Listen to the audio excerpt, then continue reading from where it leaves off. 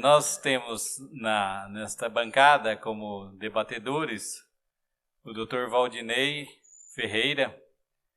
Ele concluiu o doutorado em Sociologia pela Universidade de São Paulo em 2008. Formou-se em Ciências Sociais, formou-se anteriormente em Ciências Sociais em 1998. Atualmente colabora na Faculdade Presbiteriana Independente de São Paulo. Além da formação, ele também é formado em Teologia e atua como pastor da igreja mais antiga presbiteriana no Brasil. São Paulo, desculpe. O Rio de Janeiro é mais antigo que São Paulo. 1865, é isso? 1865. Trabalha com os campos da Sociologia da Religião e da Teologia. Em termos de indicação para produção acadêmica, trabalha com religião, protestantismo, presbiterianismo, pentecostalismo, modernidade, teologia e globalização. E também temos, para os debates, um mestre em administração, advogado e professor de Direito Empresarial e Relações Sindicais da Universidade Presbiteriana Mackenzie. É mestre e doutorando em Administração de Empresas, com pesquisas voltadas para estruturas contratuais e uma nova economia institucional.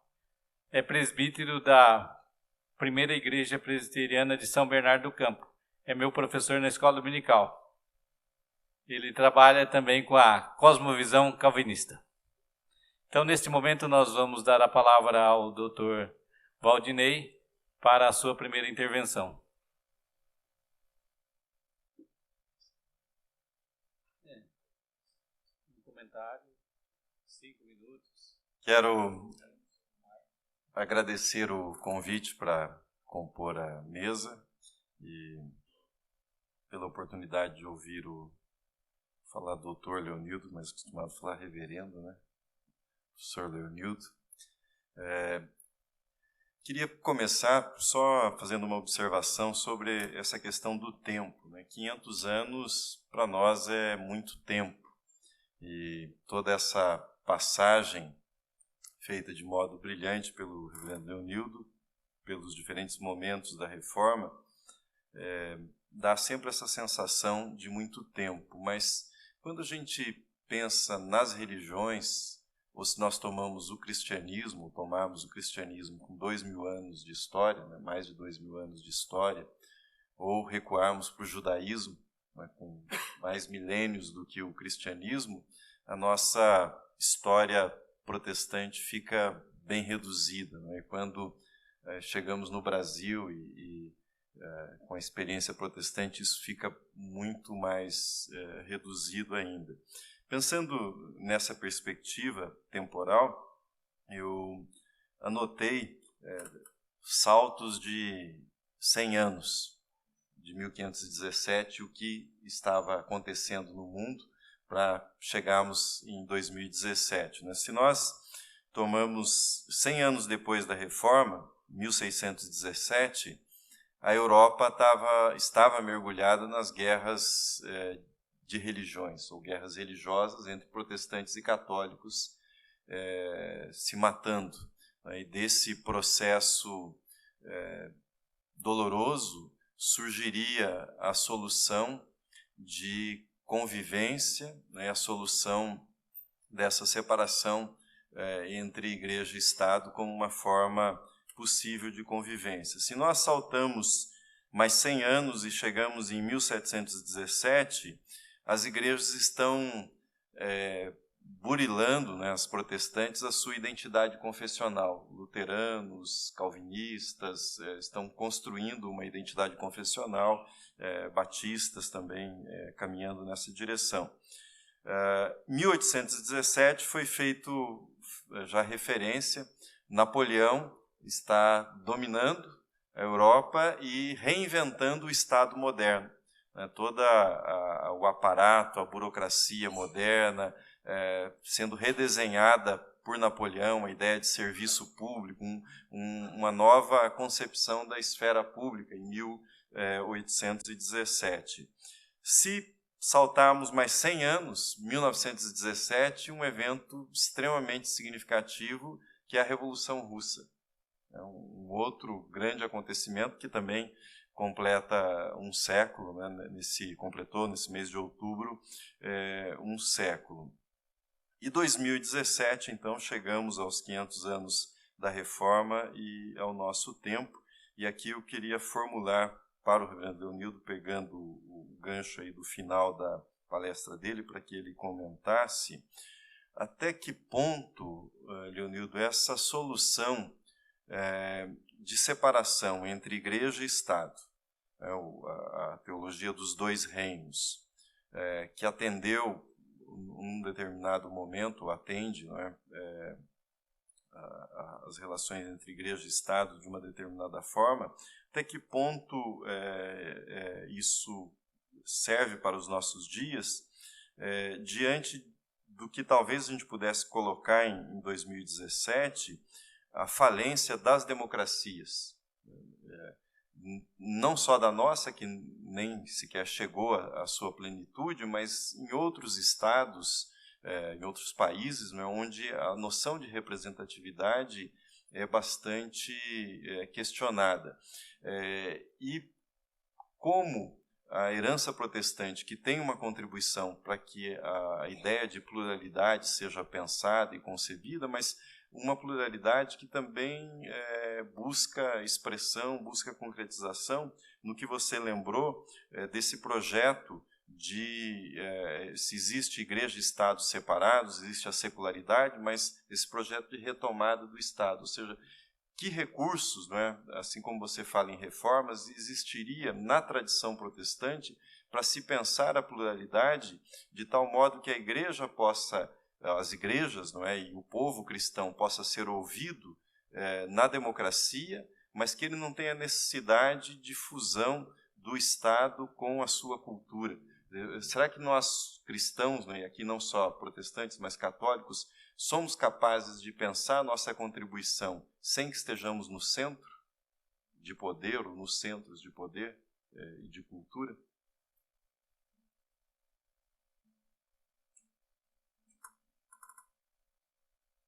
Penso que essa questão levantada pelo reverendo Valdinei, ela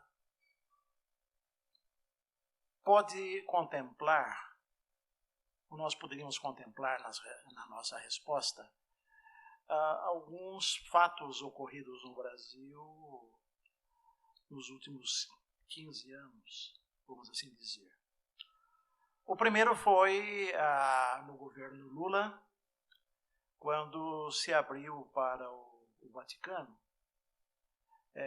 a possibilidade de uma intervenção maior da Igreja Católica em vários setores da sociedade brasileira a partir de um acordo unilateral que o governo Lula assinou com o Vaticano. Em outras épocas do século XIX, começo do século XX, nós, os protestantes, os evangélicos, iríamos derrubar o céu sobre a terra em protesto a esse acordo que o Lula fez. No entanto, esse acordo ele é costurado numa Câmara com mais de 70 deputados federais evangélicos, alguns deles estimulados com recursos drenados da Petrobras ou de outras empreiteiras, né? E através de um evangélico também, que é o Eduardo Cunha. Então, nós temos um Estado hoje no Brasil extremamente marcado pelos escândalos, pela dificuldade do Estado de usar o dinheiro legítimo dos impostos para as coisas necessárias como segurança, saúde e educação, Por outro lado, os evangélicos têm permanecido extremamente calados. Talvez uma das possibilidades de recuperar o espírito reformado seria aquilo que um teólogo alemão chamado Paul Tillich chamou de princípio protestante e depois de instituição protestante. Ele dizia: o princípio protestante é o princípio profético da inquietação, da revolta, do subir o sangue na cabeça quando vê alguma coisa errada, de buscar na Bíblia ou na Palavra de Deus elementos para combater os poderes rebeldes. Então, tudo isso ele chamava de espírito profético, espírito protestante. E o espírito protestante, para ele, não era uma coisa só que brotou com Lutero.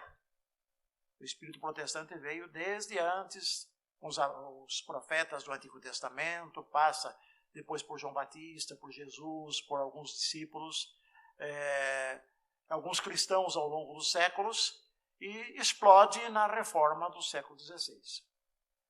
Esse princípio de não aceitar as coisas erradas, de ficar revoltado com essas coisas. Mas o espírito protestante produziu instituições protestantes. E quando a instituição protestante foi formada, ela criou uma estrutura burocrática, uma hierarquia de poderes, mais ou menos semelhante ao catolicismo medieval, que encontra apoio no Estado corrupto, com políticos corruptos também, e ali há uma certa fusão de certas instituições protestantes com os poderosos da época. Aí, poderíamos dizer, à luz do que propôs o Paul Tillich, o espírito protestante se transforma numa espécie de um gênio que foi colocado dentro da garrafa e tamparam a boca, para que o espírito protestante não perturbe. Só que, diz ele, na nossa época, na época que ele escreve, os anos 50, 60, ele morreu acho que em 65, o espírito protestante escapou da garrafa. E foi para onde? Foi para novos movimentos religiosos que surgiram, à margem das igrejas do protestantismo histórico tradicional.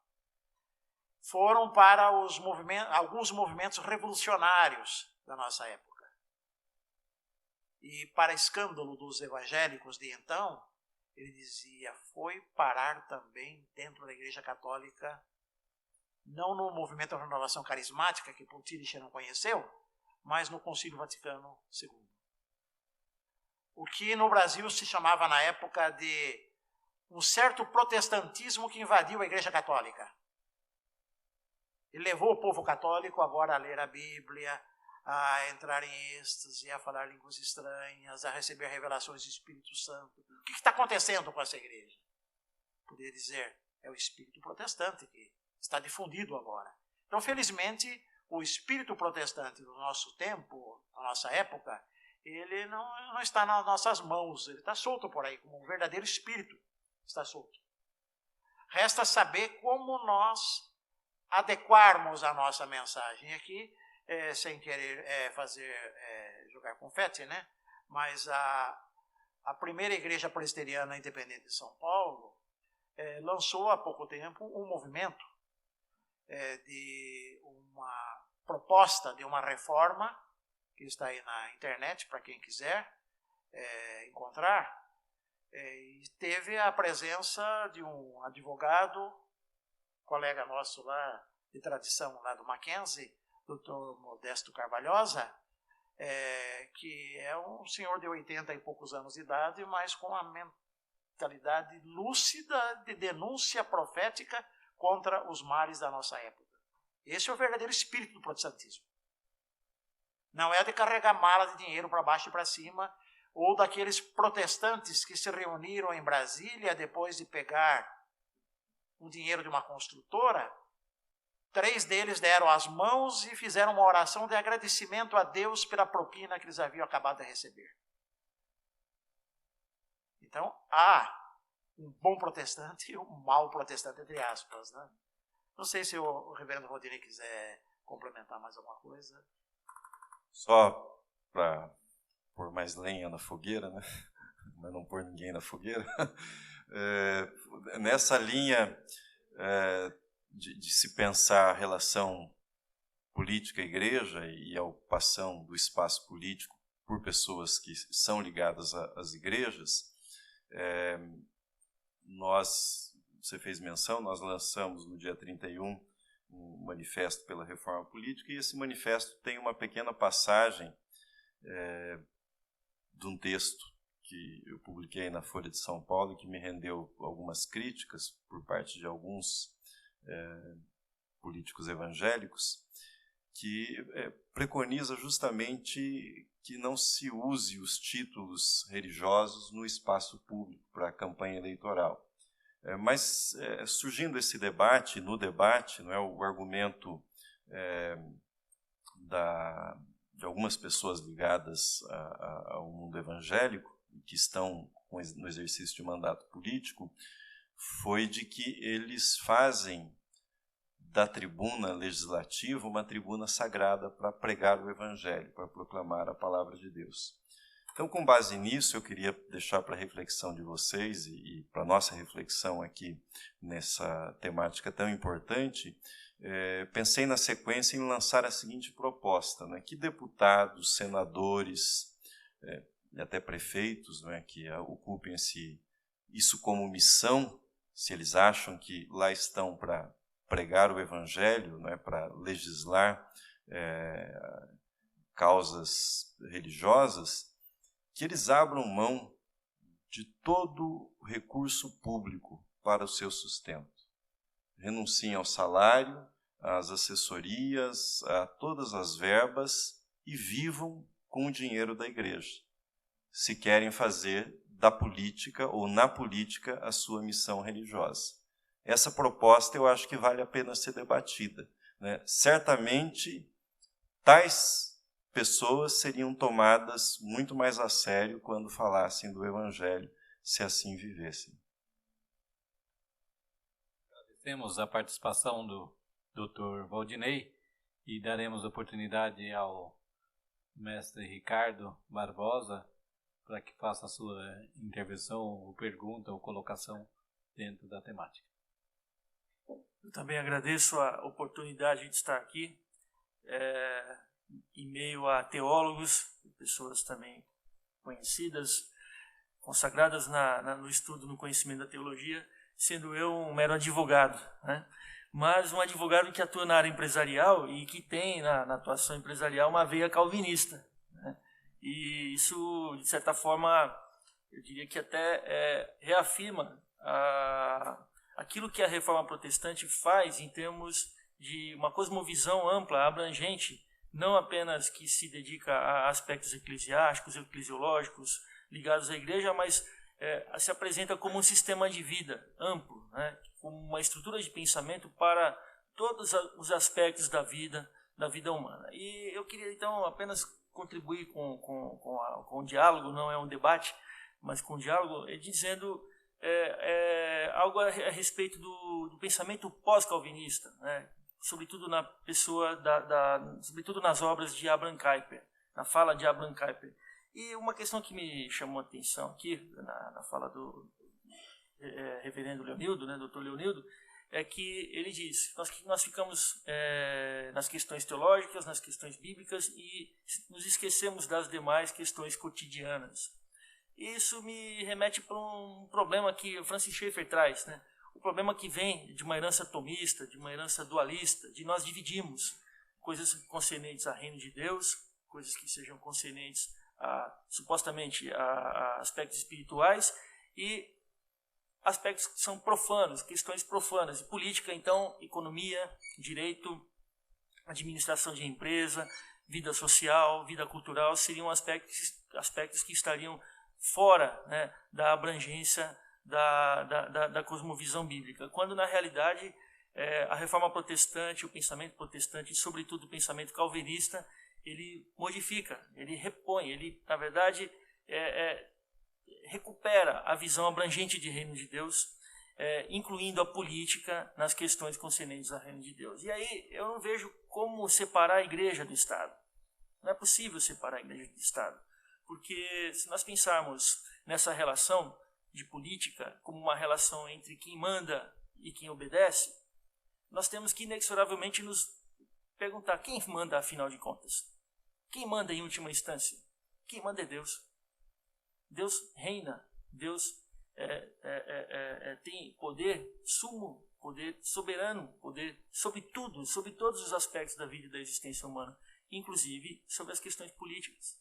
Então, o calvinismo ele traz, na verdade, não apenas uma visão da reforma colocada na história, mas ele propõe, como Kuyper fala, um sistema de vida, uma estrutura de pensamento, que tem a abrangência que só foi colocada ao romanismo, ao islamismo e às diferentes facetas do paganismo. Mas o calvinismo ele traz então essa percepção de que a soberania de Deus ela é baluarte, ela é baliza para todos os aspectos, inclusive da política. E na política, então, nós vamos encontrar, dentro de uma doutrina calvinista, a chamada esfera dos três governos. Existe um governo do Estado e o calvinismo ele não contraria esse poder, pelo contrário, o magistrado civil ele é um ente, ele é uma entidade que é advinda de Deus. Deus coloca autoridade, né, sobre estadistas, sobre políticos, para que eles, então, representantes de Deus na terra, exerçam esse poder temporário, limitado e derivado da soberania de Deus. Mas, ao lado dessa esfera, existem outras esferas, a esfera do poder da sociedade. E ele faz uma reflexão, uma distinção muito importante, porque ele diz que, enquanto a esfera de governo ela é mecânica, ela é artificial, o governo de sociedade é um governo orgânico, porque ele decorre da família. E aí nós temos uma informação importante. Antes do Estado, as famílias. Antes do Estado, a sociedade civil de forma organizada. E depois sim o Estado. E essa onisciência, essa onipotência, essa onipresença do Estado, essa deificação do Estado que se tem hoje, inclusive na nossa cultura jurídica brasileira, ela advém de uma posição contrária à Bíblia. Então, realmente é impossível pensar, preconizar qualquer aspecto de vertente, de viés político, partidário, ideológico, que coloque o Estado acima da própria figura de Deus. Então, a soberania do Estado é uma soberania que deriva de uma soberania maior, a soberania de Deus. A soberania da sociedade, por sua vez, também decorre de Deus. E a soberania da igreja, ou a esfera de governo da igreja, são as três esferas. Então, eu fico pensando as questões históricas, elas foram muito bem apresentadas, mas eu fico pensando nas implicações que nós temos para os dias de hoje. O que fazer diante desse momento de reflexão tão importante dos 500 anos da Reforma Protestante? Uma das coisas que me vem, sempre que eu estou no meu exercício profissional, na minha vida cotidiana, na minha fala com alunos, é de que nós precisamos de uma revolução. Mas aquela revolução que ocorreu na Reforma Protestante Calvinista, aquela revolução invisível das pessoas se convertendo ao Evangelho, e enquanto se convertiam ao Evangelho, a ética mudava, a prática mudava, a vida dessas pessoas mudava. Certamente, então, o trabalho dessas pessoas era ressignificado. A poupança passava a ser uma prática. As virtudes elas passavam a ser disseminadas na vida da sociedade. As famílias melhoravam, a sociedade melhorava, o país melhorava. Então, a reforma protestante ela foi uma reforma essa reforma, porque foram várias, mas essa reforma e, sobretudo, essa reforma calvinista, que se apresenta em países que recebem esse benefício, esse legado, sobretudo na Holanda, na Inglaterra, na Escócia, depois isso nos Estados Unidos, é uma reforma que vem do povo, é uma reforma inclusivista, é uma reforma abrangente, é uma reforma que decorre de genuína conversão na fé do nosso Senhor Jesus Cristo. Então, eu vejo como o papel da igreja nesse contexto todo, como o papel missionário ressignificado. Um papel missionário evangelístico, onde nós temos que pensar em evangelizar para a eternidade, mas evangelizar também distribuindo graça comum. E essa graça comum, sendo distribuída, mudando a vida, mudando a praxe, mudando a ética das pessoas, isso alçar até mesmo as esferas de governo. E assim, devemos ter representantes, devemos ter políticos que nos representem, mas não no aspecto institucional, mas como natural, como decorrente. Eu sou, na verdade, entendemos figuras do direito constitucional como, por exemplo, os nossos direitos políticos. Quando nós somos cristãos, nós somos reformados, nós somos protestantes, mas poucas de nós nas nossas igrejas sabem o que é ser cidadão. Não compreende o conceito de cidadania. Eu pergunto, você é nacional e você é cidadão. O que significa ser nacional? O que significa ser cidadão? Eu sou professor de direito constitucional. E eu pergunto isso para os alunos, e os alunos da graduação não sabem o que é isso. E aí eu falo, olha, é muito simples, ser cidadão, né, significa ter direito político. Ter direito político há direitos ativos e há direitos passivos. Você pode ser alistado, você é um alistável, portanto você participa da formação da vontade de uma população por meio do voto, sendo um eleitor, mas você também é um elegível. Você participa dessa formação, sendo também um candidato a representante. Então, essa é uma das facetas da participação das pessoas na formação de um Estado. Não é a única. Então, nós nos concentramos muito na questão eleitoral e o Brasil realmente ele nunca se beneficiou de nenhum aspecto, né, da reforma protestante, coisa que constituiu grandes legados para países que nós já mencionamos aqui e que tem se perdido, né, mais recentemente, mas que nós aqui nem passamos perto, né, dessas questões. Mas eu fico pensando que as igrejas elas precisariam sair do gnosticismo, sair do dualismo, né, sair dessa visão ambivalente, né, entre sacro e profano. E nós devíamos ler, e aí eu diria, devemos buscar um reforço na apologética, na cosmovisão, sem prescindir da nossa vida autêntica, da nossa vida santa, da nossa vida de cristão autêntico, mas com abrangência. E aí eu sempre desafio alunos, jovens de mocidade, de universitários, adolescentes, seja um teólogo, ok, mas seja um economista, mas vai entender a economia, a teologia econômica, vai entender política, a teologia política, vai entender o direito não a partir de uma visão da dignidade da pessoa humana, porque a dignidade da pessoa humana ela tem um antecedente, um pressuposto antecedente que é a glória de Deus. Você só vai entender a dignidade da pessoa humana não numa visão humanista, numa visão ateísta, numa visão materialista, mas a partir de Deus. Então eu não consigo imaginar qualquer tipo de abordagem de separação, porque Deus está em tudo, né? Deus decorre de tudo. Tudo deriva de Deus, e o calvinismo ele trata dessa questão, e o calvinismo então ele se apresenta como um grande sistema de vida, diferente do luteranismo que se limita, né, nessa relação que ele tem, muitas vezes eu diria, chega a ser espúria, né, com o Estado, mas o calvinismo ele se apresenta como um grande sistema de vida. Abraham Kuyper, né, nos descortina isso, Doivert nos descortina isso, e as igrejas precisam se apropriar dessa herança. É um grande tesouro sobre o qual nós estamos assentados, mas é como se nós fôssemos aqueles mendigos, né? Assentados em cima de um tesouro que passa uma vida inteira mendigando, depois nós morremos e aí nós fomos enterrados naquele local e sobre abaixo daquele local existe ali um grande tesouro e a vida toda nós estivemos sentados sobre esse tesouro sem nos apropriar dele. Essa fala do reverendo Hermes Steinmeier, né? Quando ele apresenta o calvinismo aqui para a nossa escola dominical. Então fica essa minha contribuição, um certo contraponto, né? Não de um teólogo, eu não sou um teólogo, eu sou uma pessoa que ama estudar a Bíblia, ama estudar o pensamento reformado, mas sempre pensando de uma maneira que seja aplicada. Como isso modifica o meu ethos, né? Como modifica a minha prática, como modifica a minha profissão, as minhas escolhas de vida profissionais. Eu acho que nós precisamos disso, nós precisamos fazer conexões, né? E precisamos nos apropriar da teologia reformada, ela submetendo as demais áreas e escolhas de nossa vida e não o contrário, né? Então fica aqui a minha contribuição. Agradecemos a participação do mestre Ricardo.